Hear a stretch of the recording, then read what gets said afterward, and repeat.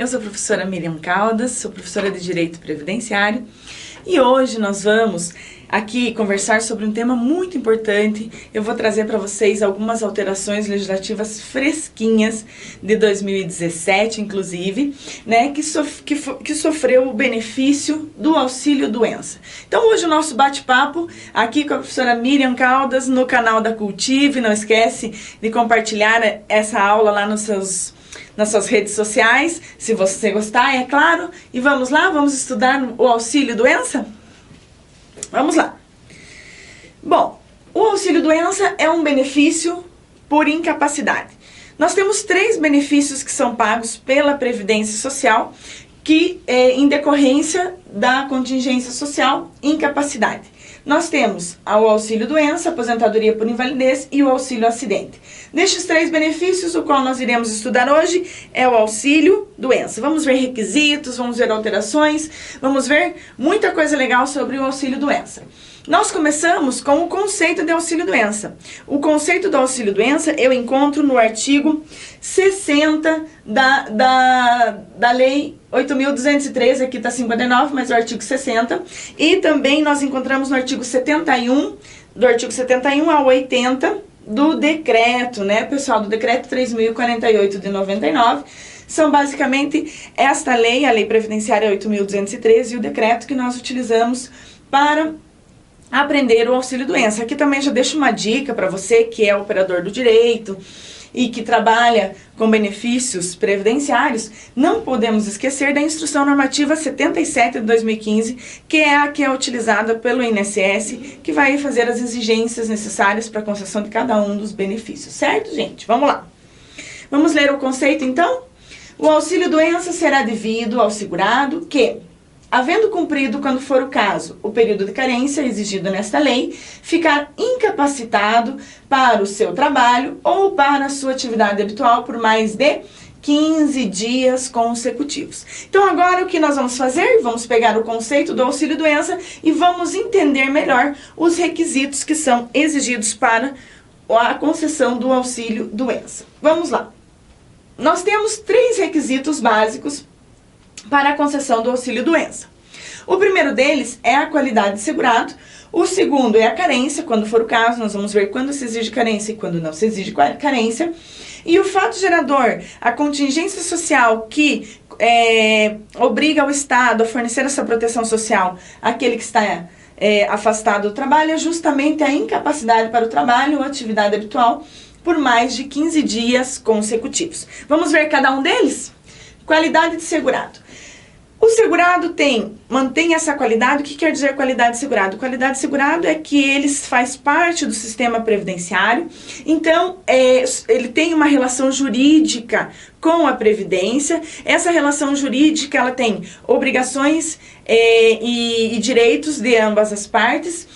O segurado tem que contribuir para o INSS para ter direito aos benefícios, à contraprestação do Estado em forma de benefício previdenciário.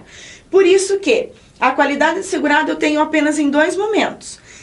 Quando o segurado está efetivamente contribuindo, ele está exercendo uma atividade laborativa ou está recolhendo contribuições de forma facultativa, ou ele está no período de graça. O período de graça é um período em que ele não está contribuindo, mas mantém a sua qualidade de segurado. Período de graça, nós vamos ver em uma aula separada, bem certinho, todas as regras a respeito do período de graça, ok? Então vejam, este benefício do auxílio-doença, ele é devido a todos os segurados da Previdência Social. Vamos lembrar quem são os segurados da Previdência Social? O empregado doméstico, contribuinte individual, trabalhador avulso e o facultativo. Certo? Estes são os nossos beneficiários do regime geral da Previdência Social e vimos aqui o requisito da qualidade de segurado. Importante nós verificarmos a súmula, aqui eu trouxe uma súmula para vocês. Também nas nossas aulas eu procuro trazer bastante súmulas porque as súmulas caem muito em concurso. Então essa súmula é da AGU, que diz o seguinte: para a concessão de benefício por incapacidade, não será considerada a perda da qualidade de segurado decorrente da própria moléstia incapacitante. É óbvio, pessoal, que administrativamente é difícil do INSS reconhecer. Como que ocorre esta situação na prática? O segurado deixou de verter contribuições para o INSS, deixou, por exemplo, de exercer uma atividade remunerada lícita em decorrência da sua incapacidade para o trabalho. Então, se ele comprovar que ele só perdeu a qualidade de segurado porque ficou impossibilitado de contribuir, impossibilitado de exercer a sua atividade remunerada em decorrência desta incapacidade, ele conseguirá o benefício, ainda que tenha que pleitear judicialmente, ok? Vamos lá, continuamos o nosso estudo. Já passamos para o item da carência. Quando que se exige carência e quando que não se exige carência? A regra deste benefício do auxílio-doença é que se exige uma carência. O que é a carência, professora Miriam? Você não falou. Claro, vamos lá. Carência é o tempo mínimo de contribuições que o segurado tem que ter para fazer jus a determinado benefício. No caso do auxílio-doença, se exige o pagamento, se exige a comprovação de pelo menos 12 contribuições para ter direito a este benefício. Essa, pessoal, é a regra. E sempre quando a professora Miriam falar da regra, você já fica esperto, porque na sequência vem uma exceção. Então vamos lá, nós temos duas exceções que nós vamos trabalhar aqui com bastante cuidado para que você não se esqueça. Quando a incapacidade for decorrente de um acidente de qualquer natureza. Então, quando nós dizemos um acidente de qualquer natureza, meus queridos, nós estamos dizendo que temos o acidente laboral, que é aquele previsto no artigo 19, 20 e 21 da Lei 8.213, que vai trazer exatamente o que se caracteriza acidente de trabalho. Nós temos o acidente de trabalho típico, nós temos o acidente de trajeto, nós temos as doenças, né, as doenças mórbidas que são equiparadas a acidente de trabalho. Tudo isso está nesses artigos que eu acabei de falar para vocês. Se a incapacidade for em decorrência de um acidente de trabalho ou dessas equiparações legais a acidente de trabalho, não se exigirá carência do segurado. Então, se a incapacidade for em decorrência de qualquer acidente de trabalho, incluindo o acidente extralaboral, o que é um acidente extralaboral? O segurado estava em casa, montando a sua árvore de Natal e caiu da escada. Este é um acidente extralaboral, que não tem nenhuma relação com o trabalho do segurado. Se ele for acometido de uma incapacidade em decorrência de um acidente extralaboral ou laboral, não se exigirá a carência. Essa é a nossa primeira exceção. Vamos ver a segunda? A segunda exceção é quando o segurado, após filiar-se ao RGPS, porque a filiação tem que anteceder a incapacidade, for acometido por alguma das doenças previstas em portaria interministerial. A lei, prevendo que a portaria poderia demorar a sair, já elencou, já tipificou algumas doenças que estão previstas no artigo 151 da Lei 8.213. São doenças consideradas graves, contagiosas ou que são incuráveis. Aqui eu já deixo uma observação bem importante para você. Não tem como como o legislador prever todas as doenças que vão surgir na decorrência, né? A gente nunca sabe qual doença nova pode surgir, uma doença contagiante, por exemplo. Contagiosa, por exemplo. Então, a própria legislação já prevê que essa portaria ela tem que sofrer uma atualização a cada 3 anos, mas a observação que eu quero fazer para você é que este rol, que está tipificado no artigo 151, ele é um rol exemplificativo, porque é difícil prever todas as doenças. Então, caso venha surgir uma nova moléstia considerada grave, poderá, sim, tranquilamente, se isentar a carência o segurado por ser a incapacidade em decorrência de uma doença grave, ainda que não esteja no rol do artigo 151 da lei. Ok, gente? Então, nós vimos aqui as duas exceções que isentam de carência o segurado. Aqui eu trago uma terceira observação. Vamos lá, vamos tomar uma aguinha.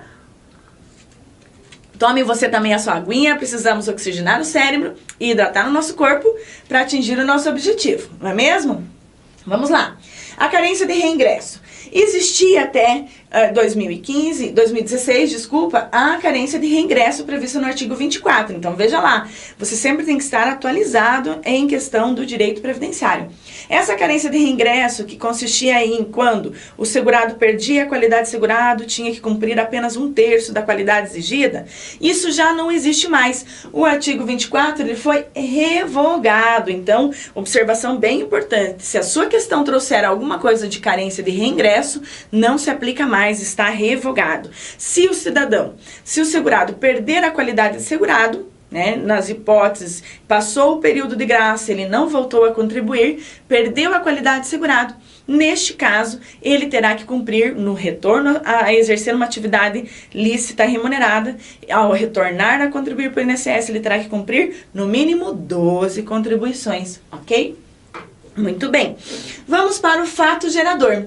O fato gerador deste benefício, também chamado risco social, também chamado por alguns autores contingência social, que está previsto no artigo 201 da Constituição Federal. O risco social é justamente a incapacidade para o trabalho ou para a atividade habitual por mais de 15 dias consecutivos. Então, o segurado tem que ter um atestado que impossibilite ele de exercer a sua atividade habitual por mais de 15 dias. Vejam lá. No caso de doença pré-existente, então não será devido o auxílio-doença caso o segurado se filie ao regime geral de previdência social portador de uma doença que já no momento da sua filiação impossibilite ele de exercer uma atividade remunerada. Portanto, a incapacidade não pode ser pré-existente. Nós também temos aqui uma exceção a essa regra. A regra é que a incapacidade tem que surgir depois da filiação do segurado ao regime geral de previdência social. E tanto a incapacidade tem que ser depois, como a doença tem que ser depois. No entanto, se o segurado, ao se filiar ao regime geral de previdência social, for portador de uma doença e neste momento ele está apto ao trabalho, desenvolve a sua atividade e no desenvolvimento da sua atividade a sua doença ocorre um agravamento dessa doença, aí ele pode, ou progressão dessa doença ou lesão, ele pode requerer o auxílio-doença e não será considerado doença pré-existente devido ao agravamento desta enfermidade. É o que está escrito aqui. Não será devido ao auxílio-doença ao segurado que se filiar ao regime geral de previdência social já portador de doença ou lesão invocada como causa para a concessão do benefício, salvo a exceção, portanto, quando a incapacidade sobrevier por motivo de progressão ou agravamento da doença ou lesão. Eu sempre digo o seguinte, muitas vezes ocorre que o segurado, ele é portador de uma doença, mas ele está apto para o trabalho. O cidadão, inclusive, ele pode ter aquela enfermidade e nem saber que a possui, mais tarde que consegue o diagnóstico. Por exemplo, um segurado que descobriu que tem câncer. Enquanto ele está, neoplasia maligna, enquanto ele estiver apto ao trabalho, capaz para o trabalho, não existe nenhum problema dele se filiar ao regime geral já portador desta enfermidade. Agora, ele só conseguirá um benefício do auxílio-doença se essa doença houver uma progressão ou um agravamento, que aí vai deixar ele incapacitado para o exercício da sua atividade habitual por mais de 15 dias e aí ele terá direito ao benefício previdenciário do auxílio-doença. Então é importante que a gente tenha a ideia de que a doença pode até existir antes da filiação, porém a incapacidade só pode existir depois da filiação, ok? E se for portador de uma doença grave, não se exigirá carência, mas caso não seja uma doença grave, o segurado só terá direito ao benefício depois de transcorrido no mínimo 12 meses de contribuição, certo? Vamos lá. Vejam o que diz a súmula, também deste assunto, a súmula 53 da Turma Nacional de Uniformização de Jurisprudência. Não há direito ao auxílio-doença ou aposentadoria por invalidez, que é o outro benefício de incapacidade, quando a incapacidade para o trabalho é pré-existente ao reingresso do segurado no regime geral de previdência social. O que essa súmula está contando para a gente? Essa súmula está dizendo que, imagine a seguinte situação, que o segurado era contribuinte da Previdência Social, deixou de ser, perdeu a qualidade de segurado, passou a 2, 3, 4, 5 anos sem contribuir e retorna a contribuir para a Previdência Social, para o regime previdenciário. Quando ele retorna, né, ao exercício de uma atividade remunerada lista, que o faz, por exemplo, um segurado obrigatório, ele tem que retornar capaz para o trabalho, né? A incapacidade não pode ser pré-existente ao seu reingresso ao sistema. Então, ele tem que, ao reingressar, ele tem que estar apto para o trabalho e só depois apresentar a incapacidade, ok? Então, a incapacidade tem que se dar após a filiação. Não vamos esquecer disso, não é mesmo? Muito bem. Depois de finalizados esses 3 requisitos, qualidade de segurado, carência e a incapacidade, vamos ver de que forma é constatado a incapacidade do segurado. Tivemos alterações legislativas, fica de olho aí que já chega. Vamos lá. Verificação da incapacidade. A incapacidade deve ser comprovada através de exame realizado pela perícia médica do INSS. Então, essa é a regra, né? Que a verificação da incapacidade sempre foi verificada pelo médico perito do INSS, né? O segurado ia lá, agendava pelo 135, pela internet, ou comparecia pessoalmente à agência, fazia o seu agendamento, né, para uma perícia, e o médico perito do INSS, dentro do INSS, fazia a perícia e verificava se ele estava apto ou inapto, capaz ou incapaz para o exercício da sua atividade laboral, no momento de conceder ou negar o benefício previdenciário administrativamente. Agora, será que nenhum outro médico pode realizar esta perícia? Vamos ver o que diz o parágrafo 5º da lei, do artigo 6º. É um pouquinho longo, gente, mas assim, como se trata de atualização legislativa 2015, 2016, 2017, os artigos que sofreram alteração do auxílio-doença, eu trouxe para nós visualizarmos aqui ele na tela e vermos exatamente o que alterou e ficarmos aqui antenados a todas as alterações legislativas, combinado? Então vamos lá, um pouquinho de paciência, vamos ler com calma, vamos estudar neste benefício e as suas alterações. Vamos ver o que diz o artigo 60 no parágrafo 5º. Nos casos de impossibilidade de realização de perícia médica pelo órgão ou setor próprio competente, INSS, assim como de efetiva incapacidade física ou técnica de implementação das atividades e de atendimento adequado à clientela da Previdência Social, o INSS poderá, sem qualquer ônus aos segurados, celebrar nos termos do regulamento convênios, termos de execução descentralizada, termos de fomento ou de colaboração, contratos não onerosos ou acordos de cooperação técnica para a realização de perícia médica, por delegação ou simples cooperação técnica, sob sua coordenação e supervisão com órgãos e entidades públicos ou que ingressem o sistema, que integrem o Sistema Único de Saúde, o SUS. Então, é uma alteração provocada em 2015, que permite que essa perícia médica seja feita por qualquer médico do SUS, não apenas pelos médicos do INSS, né? Em sequência, a alteração legislativa provocada em 2015, foi promulgado um decreto, veja lá, em 2016, que modificou o parágrafo 2º e incluiu o parágrafo 6º no artigo 75, acrescentou ainda o artigo 74A e 75B e alterou a redação do artigo 78 do Regulamento da Previdência. Sugiro a você que você dê uma olhadinha, uma leitura em cada um destes artigos que estão aqui na tela, para ver exatamente o que foi incluído pelo decreto de 2016. Trouxe aqui para vocês o artigo 75. O reconhecimento da incapacidade para concessão ou prorrogação do auxílio-doença decorre da realização de avaliação pericial ou da recepção da documentação médica do segurado, hipótese em que o benefício será concedido com base no período de recuperação indicado pelo médico assistente. Alteração legislativa provocada pelo decreto de 2016. Isso é uma novidade, meus queridos. Vejam só, é a possibilidade que a lei está prevendo de se conceder auxílio-doença em decorrência da documentação e do laudo do médico assistente, sem que o médico perito do INSS tenha um contato direto com o paciente. Vamos entender melhor.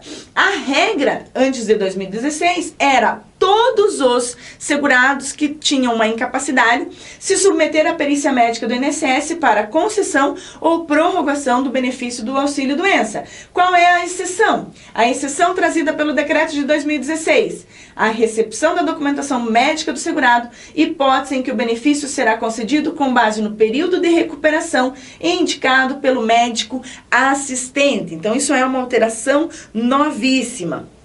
Essa exceção que nós estamos vendo, o reconhecimento da incapacidade pela documentação, ela pode ocorrer, pode ser admitida conforme disposto no ato do INSS, nos pedidos de prorrogação do benefício do segurado empregado, ou nas hipóteses de concessão inicial do benefício, quando o segurado, independentemente de ser obrigatório ou facultativo, estiver internado em unidade de saúde. Vejam que coisa mais lógica, gente. Se o segurado estiver hospitalizado, internado, né, na unidade intensiva de tratamento, ele comprova, qualquer familiar pode ir lá e comprovar que ele está hospitalizado. O fato dele estar hospitalizado, ele já demonstra que ele está incapacitado. Não precisa ele comparecer até a agência do INSS e fazer esta perícia.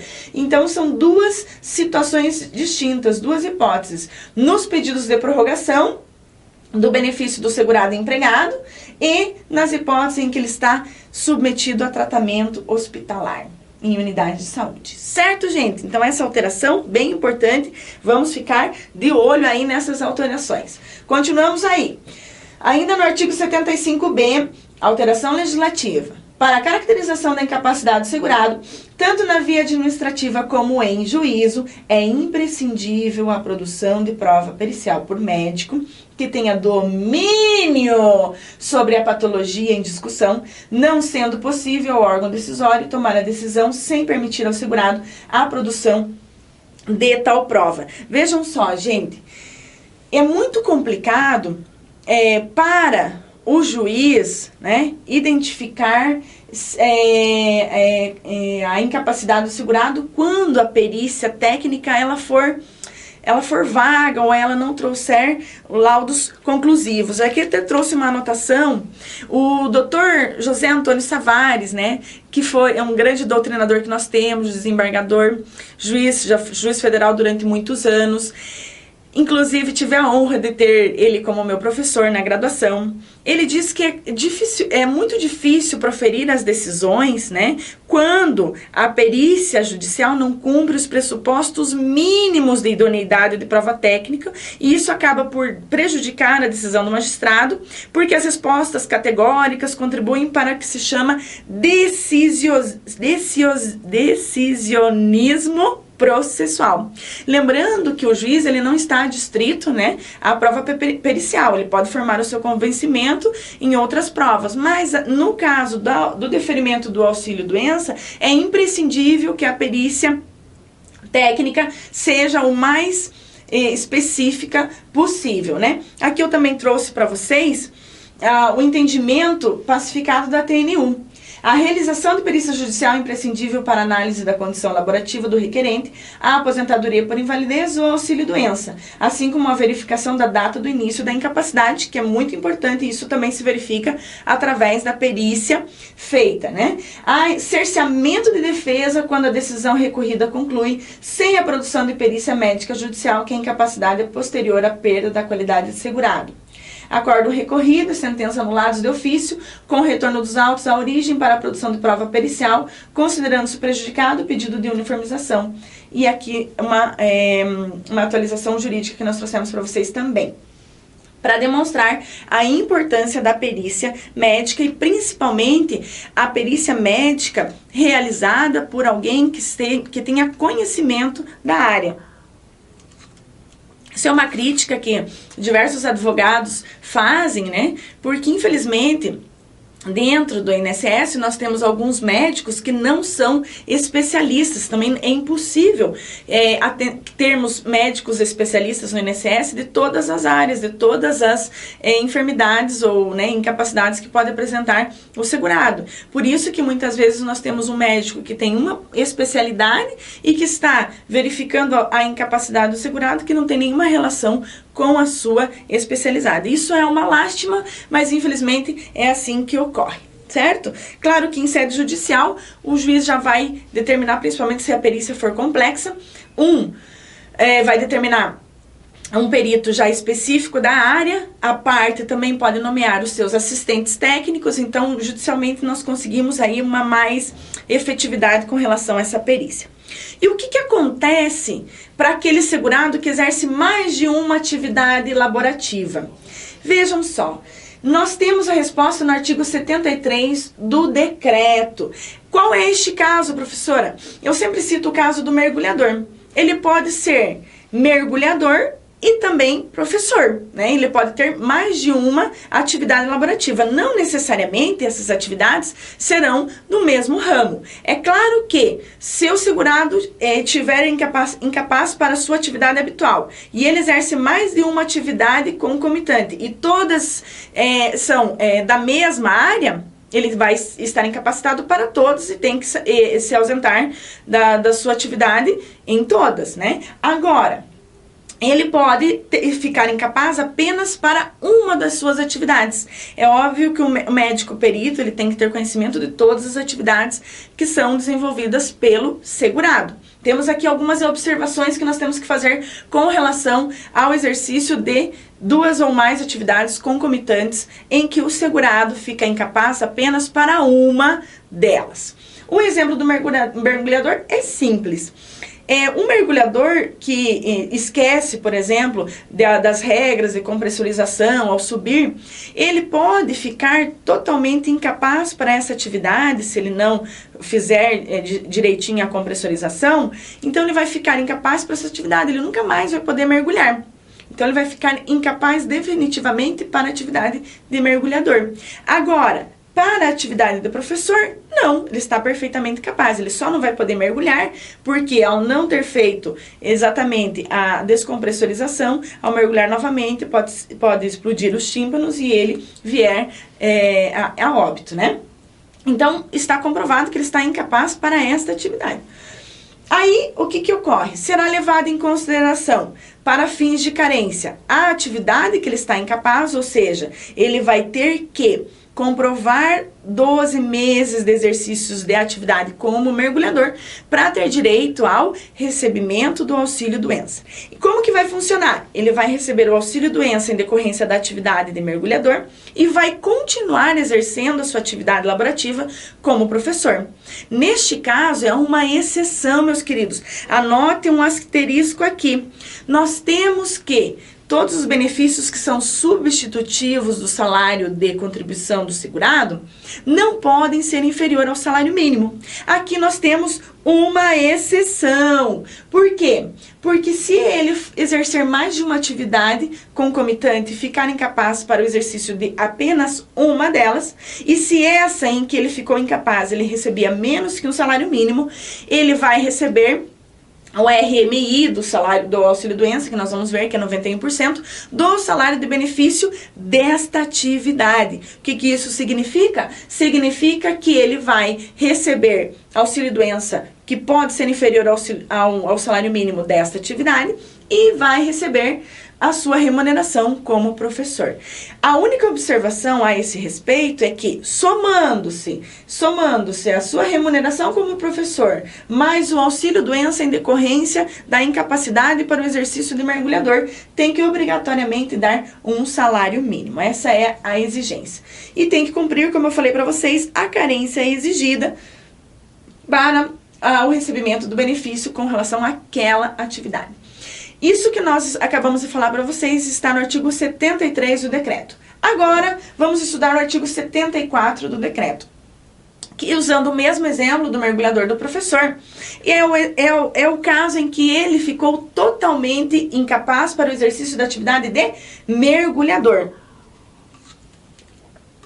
Se ele ficou totalmente incapaz para a atividade de mergulhador, não seria o caso, professora, de aposentadoria por invalidez? Não, porque ele tem capacidade para o exercício de outra atividade laborativa. A aposentadoria por invalidez ocorre quando ele não tem capacidade para o exercício de nenhuma atividade laborativa, certo? Então, neste caso, ele vai receber o auxílio-doença enquanto durar esta incapacidade. Se essa incapacidade for definitiva, ele vai receber até o momento em que ele se aposentar. Ok? Vejam lá o que diz o artigo 74. Quando o segurado que exercer mais de uma atividade se incapacitar definitivamente para uma delas, deverá o auxílio-doença ser mantido indefinidamente, não cabendo sua transformação em aposentadoria por invalidez, enquanto essa incapacidade não se estender às demais atividades. Ele só consegue converter este auxílio-doença em aposentadoria por invalidez se ele ficar incapaz para toda e qualquer atividade remunerada. Certo, gente? Vamos ver mais o requerimento e aí fazemos uma pausa e seguimos com a parte 2 do nosso auxílio-doença. Não esqueça de dar o like aí na nossa aula, de compartilhar essa aula nas suas redes sociais. Esperamos aí que você goste e divulgue essa ideia, né, de educação a todos os seus amigos e colegas, ok? Vamos lá. O requerimento. Em regra, o requerimento é feito pelo próprio segurado. Mas pode ser que a empresa, né, deseje protocolar o requerimento do seu empregado ou do contribuinte individual a ele vinculado. Neste caso, a empresa terá acesso à decisão, né, se foi concedida ou não o requerimento do benefício ao seu empregado. Muito bem. O artigo 75 diz que os 15 primeiros dias consecutivos da incapacidade são pagos pela empresa, né? Quando se trata de segurado empregado. Porém, né, o que acontece se ele voltar a ficar incapaz? Vamos imaginar a seguinte situação. Ele se ausentou, né, teve um atestado aí de 30 ou de 60 dias, os 15 primeiros dias, como ele era empregado, a empresa pagou a sua remuneração, seu salário, e a partir do 16º dia ele ficou a cargo do INSS. Recebeu o benefício durante 60 dias, retornou à sua atividade. Ao retornar à sua atividade, ele teve um agravamento, ele piorou, ele teve um novo atestado em decorrência do mesmo problema que o deixou incapacitado a primeira vez. Neste caso, será que a empresa vai ter que pagar novamente os 15 primeiros dias? Vamos ver o que diz o parágrafo 3º do decreto 3.048, vejam lá. Se concedido um novo benefício decorrente da mesma doença, dentro de, vamos grifar, 60 dias contados da cessação do benefício anterior, a empresa fica desobrigada do pagamento relativo aos 15 primeiros dias do afastamento, prorrogando-se o benefício anterior e descontando-se os dias trabalhados, se for o caso. Então vejam, a empresa não vai ter que pagar novamente aqueles 15 primeiros dias, só vai pagar os 15 primeiros dias do primeiro benefício, e se ele voltar a ficar incapacitado em decorrência da mesma enfermidade, do mesmo motivo, este novo benefício que será concedido desde o primeiro dia pelo INSS, não tendo a empresa que pagar nenhum benefício. Pessoal, vamos dar uma pausa aqui e na sequência tratamos de mais assuntos específicos ao salário, ao auxílio-doença, certo, pessoal? Aguenta aí que nós já voltamos e continuaremos com o auxílio-doença.